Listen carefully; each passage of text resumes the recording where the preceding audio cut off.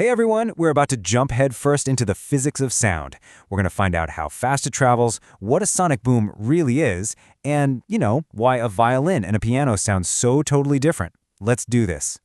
So let's start with the big one, the question that kicks everything off. We all know sound is a wave, right? But how fast does that wave actually travel? Answering this is going to unlock so much about how sound works. First up, the speed of sound. We're going to crack the code on this one. Before we can talk about numbers, we need to be crystal clear on what we even mean by the speed of sound. Okay, so imagine you clap your hands. That clap creates a little bunch-up of air molecules, a compression. The speed of sound is just how fast that little bunch-up travels away from your hands. It's the speed of the disturbance moving through whatever it's in, whether that's air, water, or anything else. Now for the math, and don't worry, it's pretty straightforward. The starting point for our formula is this. Speed, which we call v, equals the wavelength. That's the Greek letter lambda, divided by the time period, t. But here's where we make it even more useful. You see, frequency, represented by the Greek letter nu, is just 1 divided by the time period. They're inverses. So we can swap that into our equation and we get this beautiful, powerful formula. V equals nu times lambda. Speed equals frequency times wavelength. This is a must-know for your exams. Seriously, commit this to memory. And here's something absolutely crucial to understand. Sound doesn't just have one speed. It all depends on the medium it's traveling through. Look at this. In water, it's more than 4 times faster than in air. And in solid iron, whoa, it's about 15 times faster. So remember, the medium is everything. Okay, time to apply this with a classic physics problem. You're watching a thunderstorm. You see a flash of lightning, you count 1, 2, 3, and then you hear the boom of thunder. So how far away is that storm? Go on, pause and give it a thought. And the answer is about 1 kilometer away. Why? Well, light travels so incredibly fast that you see the lightning almost instantly. That 3-second gap is just how long it took the sound of the thunder to reach you. And it turns out, sound in air travels roughly 1 kilometer every 3 seconds. That's a super handy rule of thumb to remember. Let's just lock this whole concept in with a quick example problem. We've got a frequency of 40,000 hertz and a wavelength of 1 centimeter. Now, what's the very first thing we do? We check our units. We've got to convert those centimeters into meters, so 1 centimeter becomes 0.01 meters. Then, it's easy. We just plug those values into our awesome formula. V equals V lambda, and we get our answer, 400 meters per second. Done. So we've figured out how fast sound travels. But what happens if an object travels faster than that? What happens when you literally break the sound barrier? Well, that brings us to our next topic, the sonic boom. This is what we call supersonic speed. Anytime something, like a fighter jet or even a bullet, smashes past that 343 meters per second limit in air, it's efficiently gone supersonic. I want you to picture this. The jet is moving so fast that it's actually outrunning its own sound.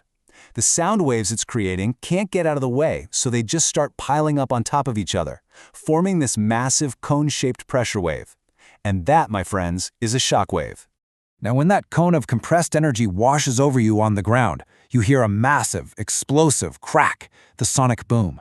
And this isn't just a loud noise, it's a literal shock wave, carrying so much energy that it can absolutely shatter glass and even cause damage to buildings.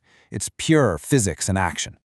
Okay, we've totally nailed speed. But now let's zoom in and look at the sound itself. What is it that makes a lion's deep roar so different from a tiny mosquito's buzz? It's time to unpack the characteristics of sound.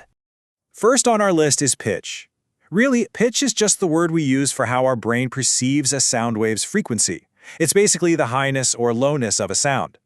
And this makes it super clear. A lion's growl is a low-frequency wave, which our brain hears as a deep, low-pitched sound. A mosquito's annoying buzz, that's a super high-frequency wave, and we hear it as a shrill, high-pitched sound. It's a direct relationship. High frequency means high pitch. Simple as that. All right, next up is loudness. Now, this has nothing to do with frequency. Loudness is all about the energy of the wave. And how do we measure that energy? By the wave's amplitude. Basically, how tall the wave is from its resting point. And this is really intuitive, right? If you gently tap a bell, you create a wave with a small amplitude, and you get a soft sound.